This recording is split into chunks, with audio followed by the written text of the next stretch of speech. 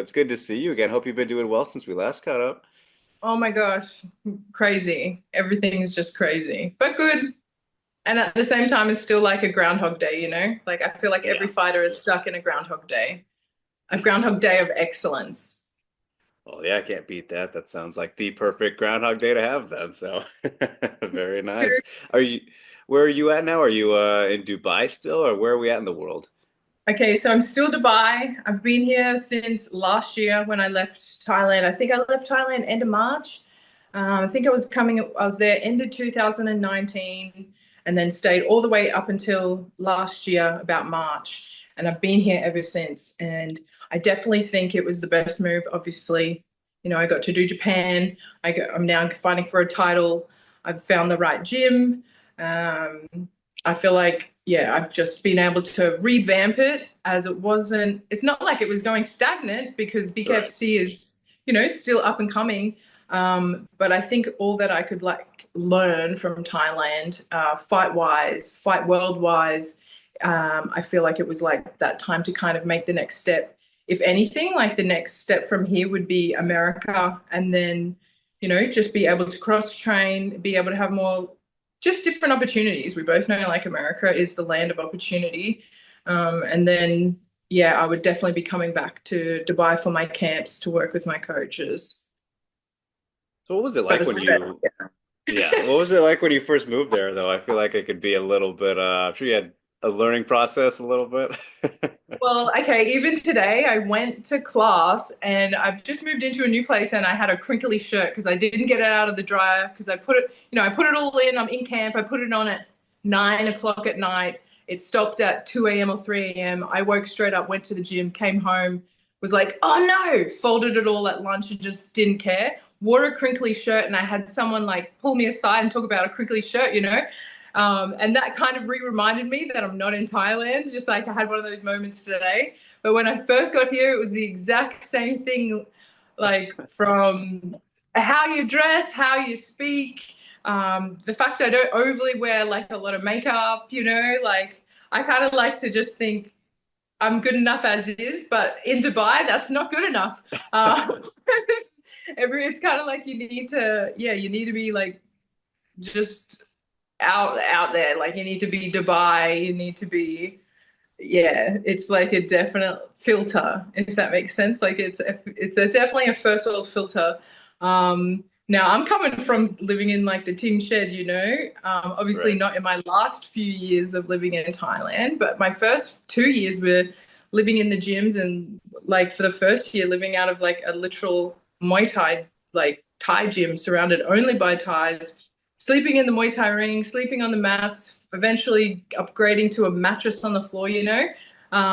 So our way of living, like eating on the floor together, compared to here where I got taken by a group of friends and got taken to this like really nice 5-star restaurant sort of thing, and we're eating like caviar and crazy stuff like that.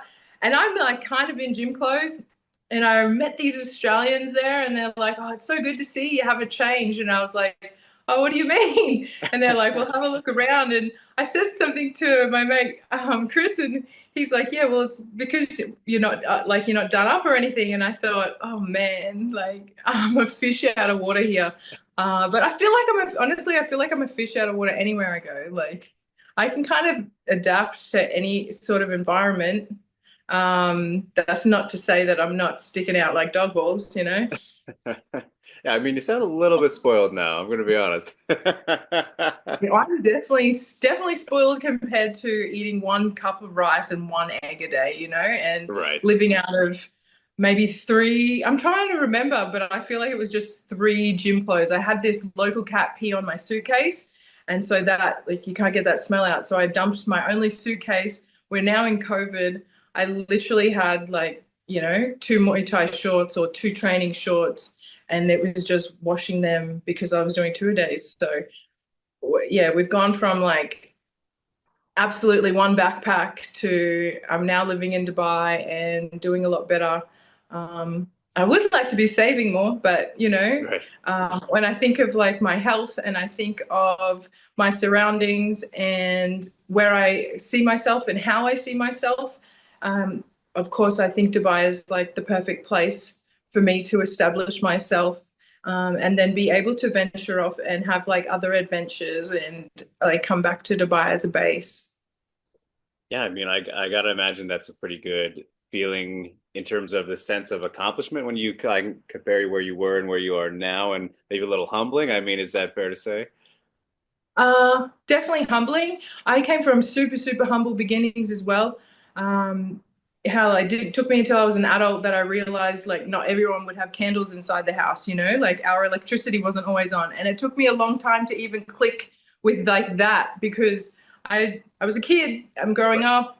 I didn't, you know, you don't overly sense these things until yeah, you start to realize how other people live. I think I definitely credit like humble beginnings as to how I've always been. I'm a super giving person, always trying to help, but I think it definitely allowed me to have the tools to survive in a fight world as well as, you know, through a third world country during COVID. I've definitely, you know, used these tools to level up, so to say, out of where I guess I first was born into. But humble beginnings and even yeah, living in Thailand and the humbling of yeah, just living in a Muay Thai gym in the jungle and you know having nothing, having no running water and no electricity and having just crazy things kind of happen to me there through just living around the locals as like the only white woman, you know.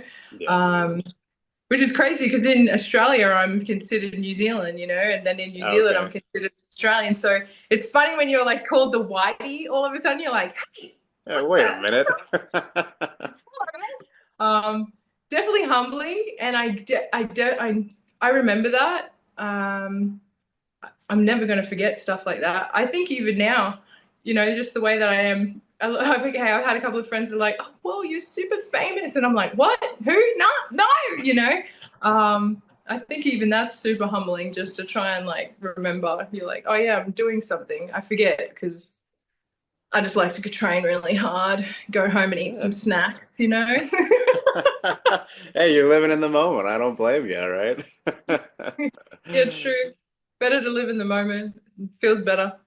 Yes, yes, indeed. But I'm glad that you mentioned kind of, the candle thing. I think that's a very great point that people, you don't think about it when you're in that moment and then just growing up in general, you're kind of taking just in the world and that is your world for as far as you know, right? So I think that's very Yeah. fascinating. And Yeah, you don't it know. it leads me, Ty, to I'm curious, like, do you remember your first fight when you first got into one and what happened and this whole story there? I definitely, it started in primary school. Like I was definitely little.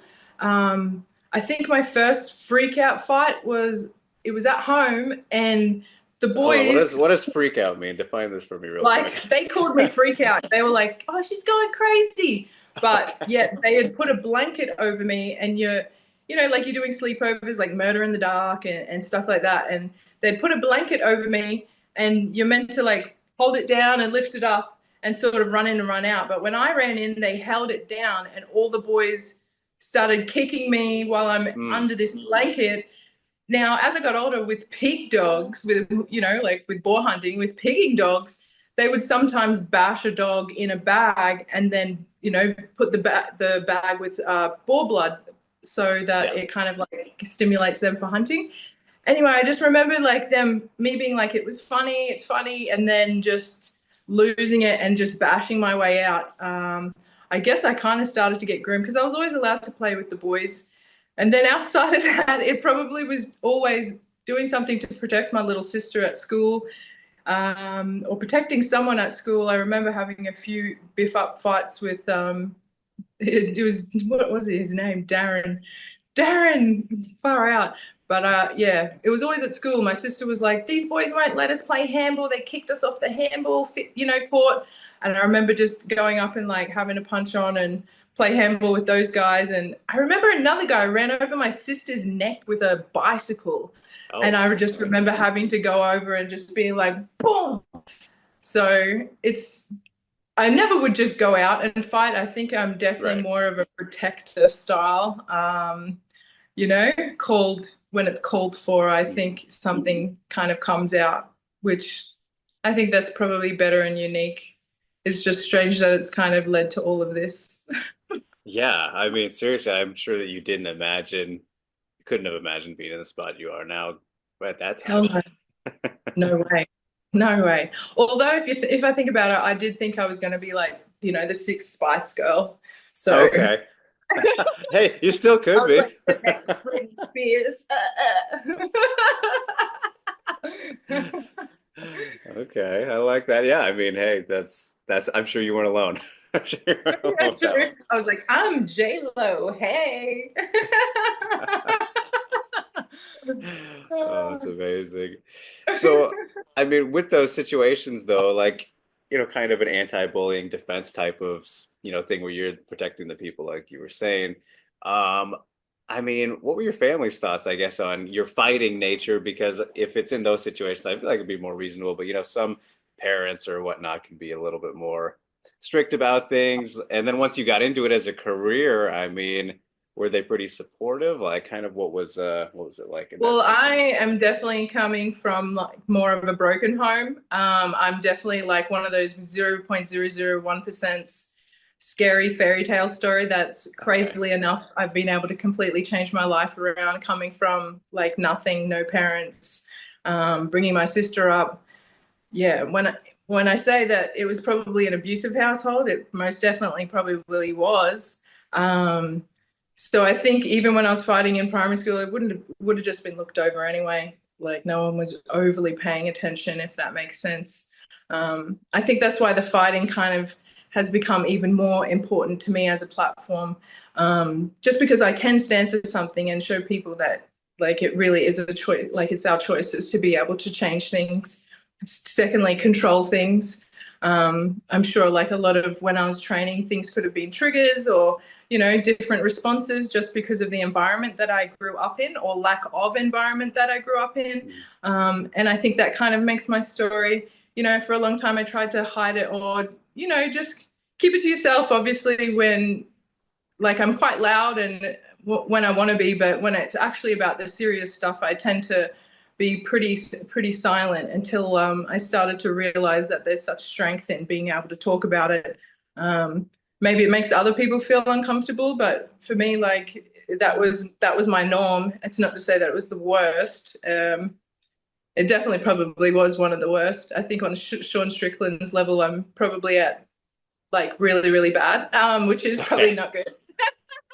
Uh, but yeah, I think those environments there really led me to learn how to control stuff and be able to use them all as a gift rather than like replay these cycles, I think that's pretty strong. I think it's a strong mentality. It's taken a long time, which is why it's pretty amazing that now I'm fighting for a belt and I feel like I've just broken like these generational curses. So yeah. Yeah.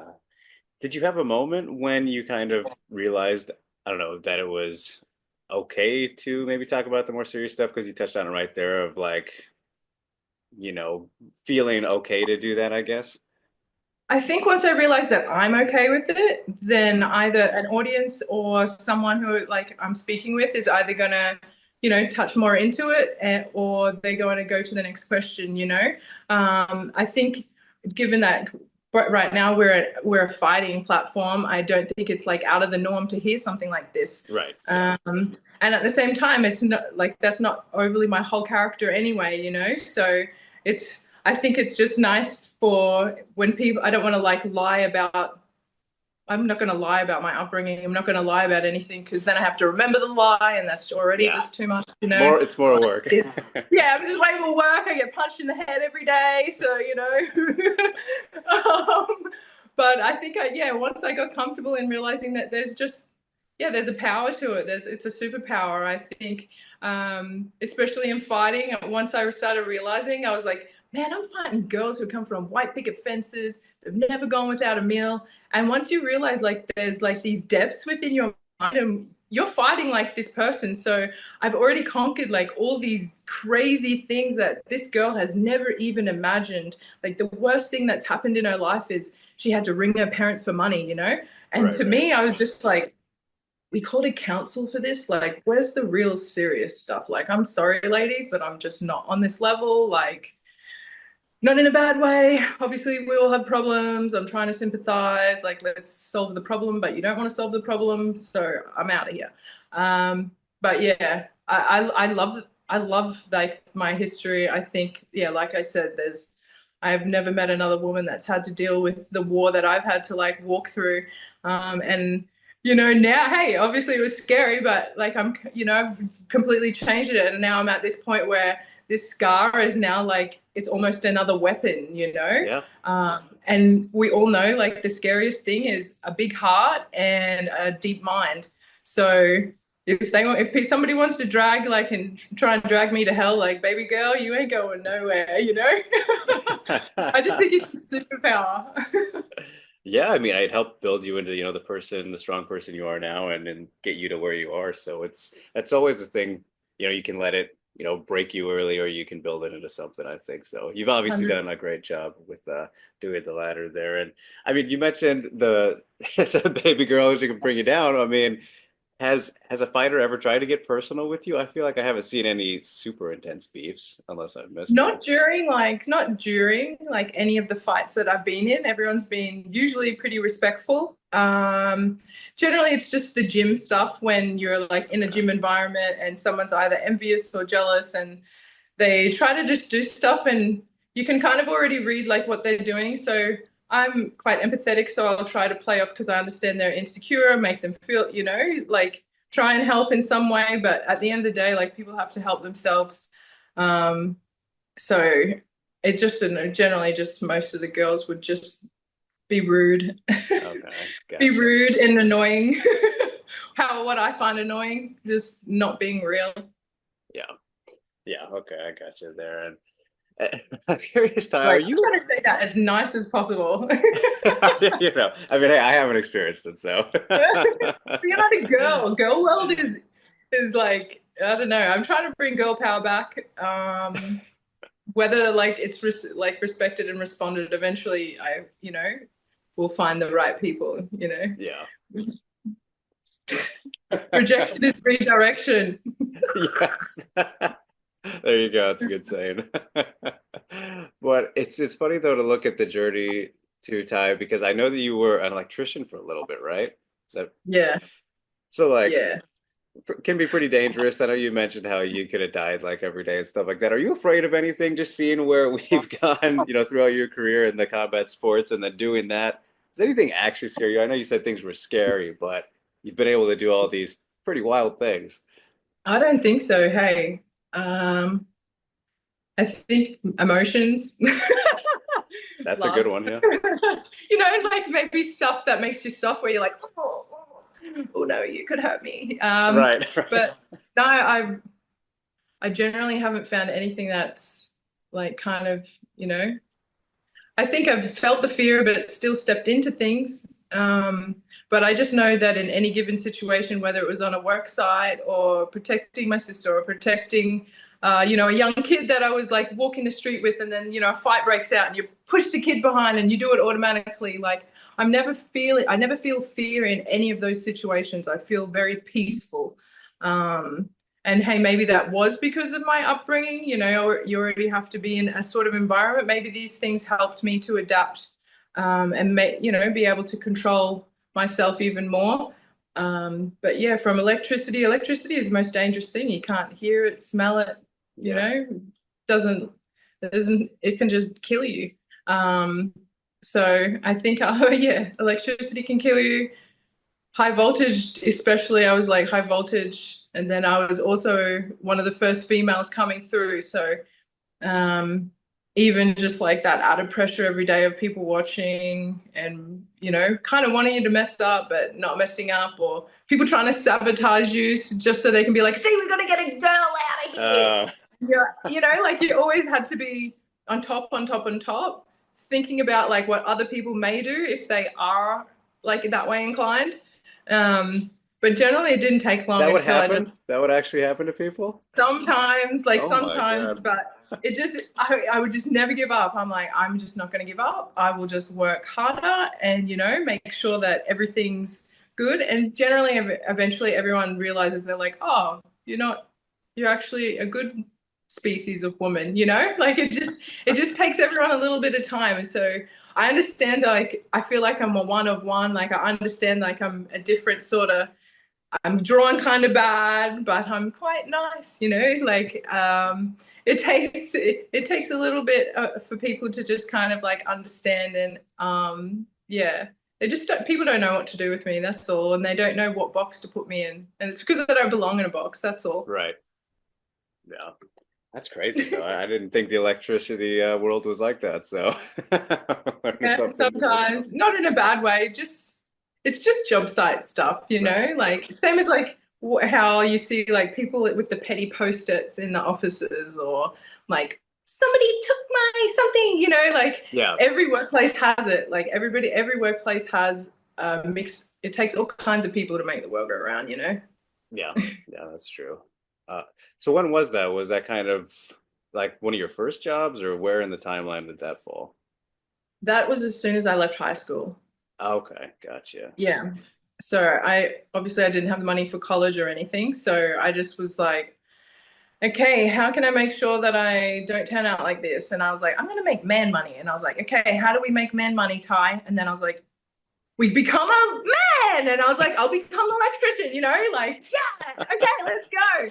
Not only that, they pay you to learn and pay you to study, and it's on job site. Like, it's 4-year apprenticeship. So Yeah. to me, I just thought, you're gonna pay me to learn? I was like, this is great.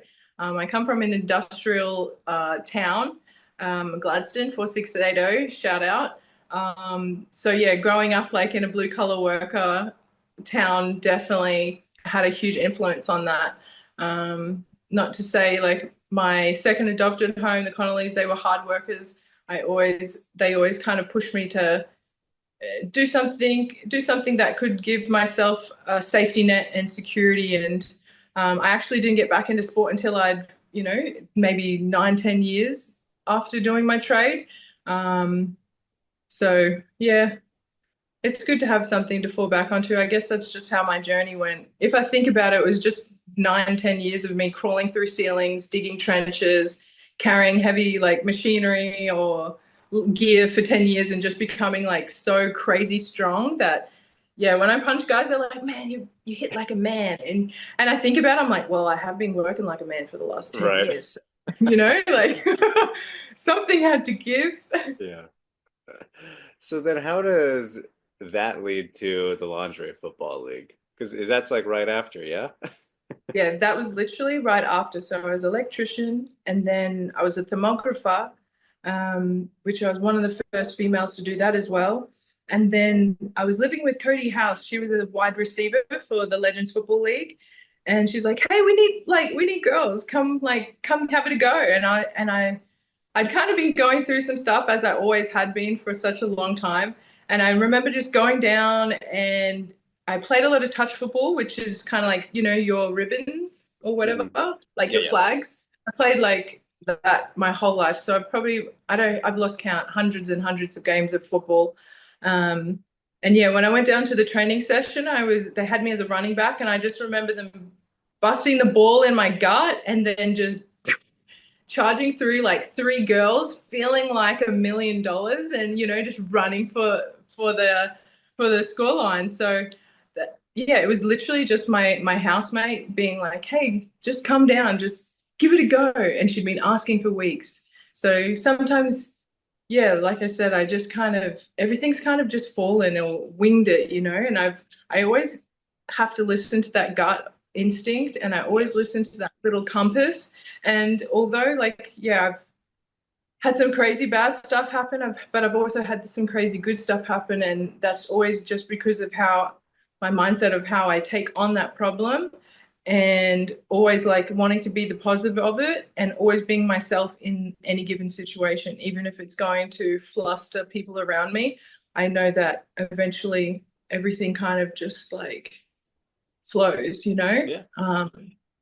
Yeah, even to now. It's funny you like talk about it, because I look around my little Dubai room and I'm like, I'm still living a bit like a fighter. I'm living as close to TK MMA as possible because I train 2 times a day. But yeah, I'm definitely in the most flashiest version of how I was still living in Thailand. But yeah, definitely first world, definitely got to have caviar with my locked and loaded, like Right. definitely got to be spoiled for a little bit. Damn you, I am a brat. We've come full circle here now.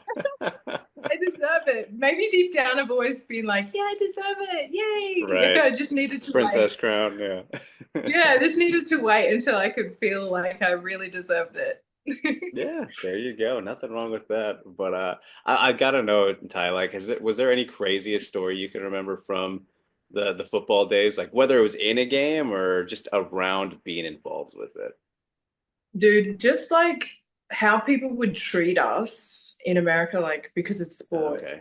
When Yeah. you're in America, you're just treated completely different. We were getting invited to like Justin Bieber parties, to Really? like yeah, all these crazy things. I didn't go because we had playoffs like that same weekend, and I remember just we lost that game, and I just remember hating Justin Bieber for at least 3 years. Like it took me a long time to stop hating this poor guy for no reason, just because he took my teammates, and I am here at home because I'm like, okay, I'm living overseas, I'm sacrificing all this stuff.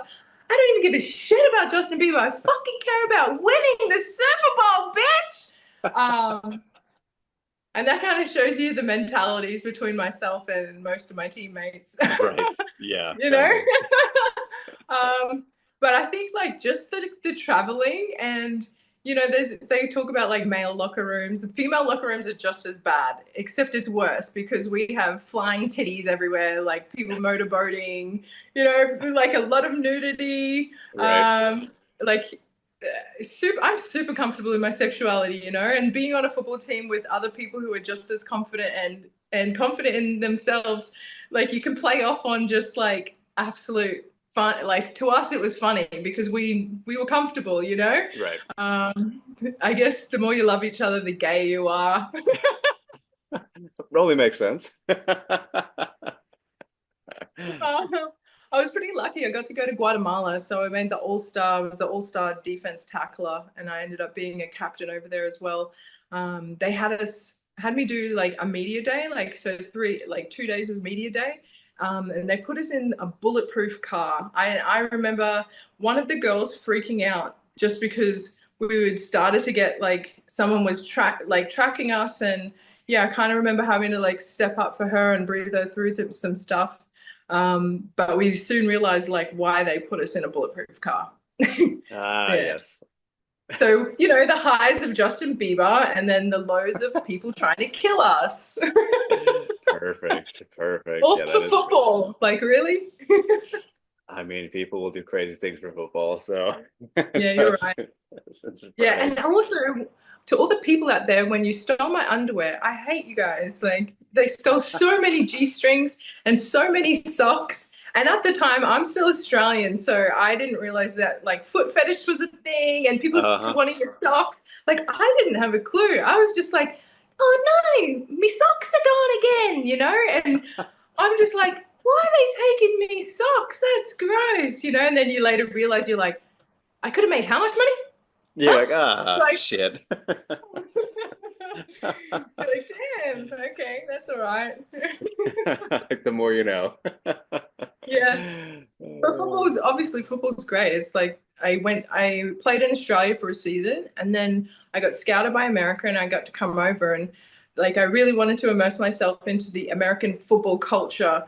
So I got to train at a lot of combine gyms. This is where I really learned like the fundamentals of how to be a true professional athlete. The American level of sport, especially the NFL, the NBA, the MLB, like these are like the NASAs of sport, So just being around that sort of environment with the level of education that these coaches would even have just to step into these places, and like what I've been able to take on, I feel like that's why I've been able to grow as a fighter so fast, is because I used my football years Yeah. and applied that as well as being an electrical contractor. I've applied like those same business senses to myself as a fighter. So it's been a one-stop shop for a long time. Yeah, yeah. So I saw that you did an interview with, I believe it was Mover magazine a little bit ago. I think it was last year maybe. But Oh in there, yeah, yeah, yeah. you said that your biggest challenge was, I think, to not judge a book by its cover. So I'm curious, do you have like a worst example of that happening to you, or why exactly was that your answer? Generally, like to me, when I haven't done anything to like anyone and I feel like I'm quite a good person, even in any environment, I put my headphones on, I work hard. Like people can see that the CCTV footage doesn't lie. And I've been in certain environments where people have accused me of like infidelity or making their man cheat when I don't even know who their partner is, and then being sort of like attacked physically, mentally, which eventually like cuts you down spiritually because you start being like, okay, this is a repeated pattern. So, I can dress more like a boy. I can, do all of these things, which I tried to do for such a long time, and it just didn't matter. And then I realized it wasn't even how I looked, it was just who I was as a person with my energy. And once I kind of accepted that I'm still kind of breaking through where I'm like, well, today I want to dress in black, today I want to wear just a bikini, and feeling comfortable, even though I know it may make other people feel uncomfortable.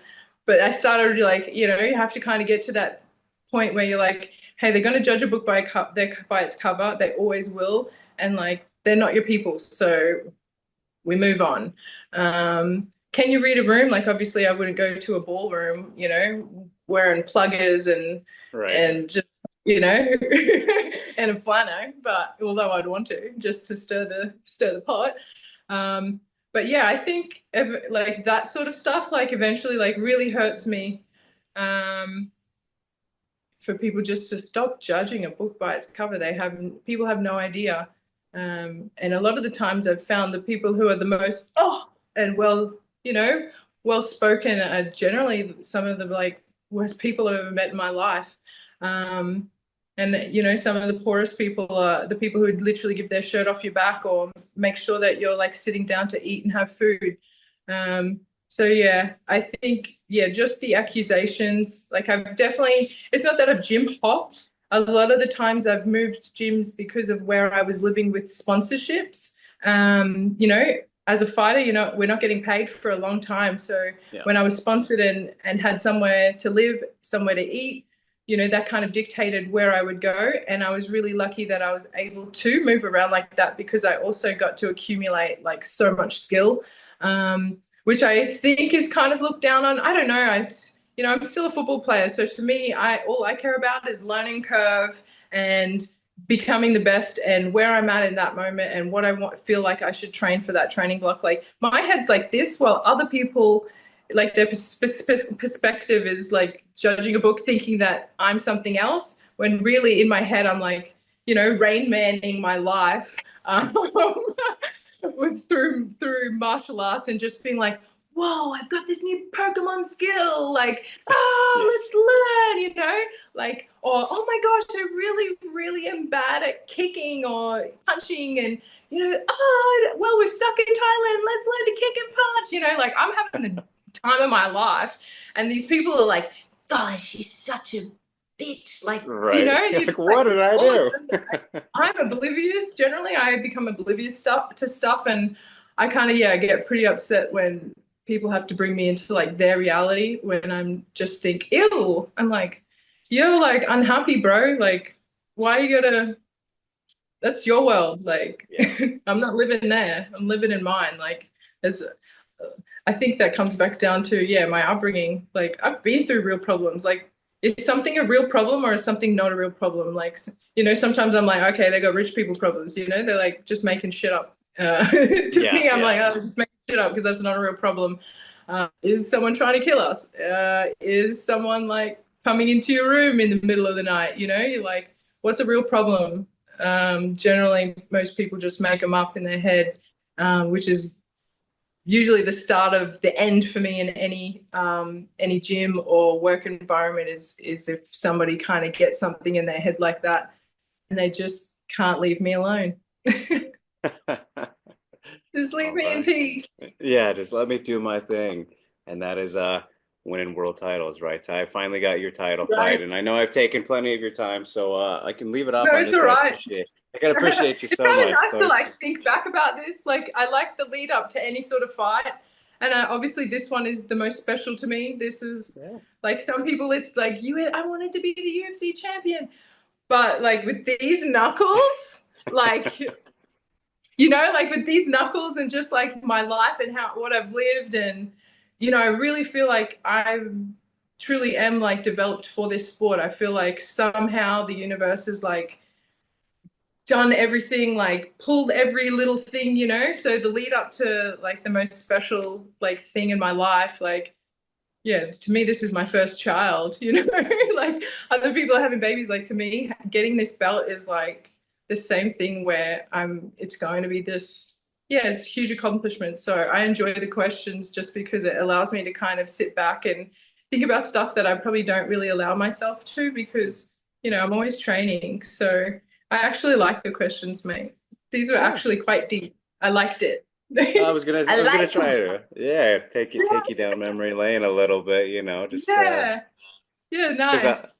yeah, it's obviously a great story that you have to get here, and so a big personality and all these things, and I want to see how we got to this point, Ty. So yeah, I appreciate you for Hopefully being I've open. hopefully I've like shed some light, Like I feel Yeah, like each interview, I feel like each time, uh you never say the same questions. Like I think that's yeah, cool. But you're kind of, I can genuinely tell that you're like, I need to know why, or I need to know more, and I think the best interviewers, especially for fighters, because all you have to do is ask the right questions, right. because everyone has like the right story.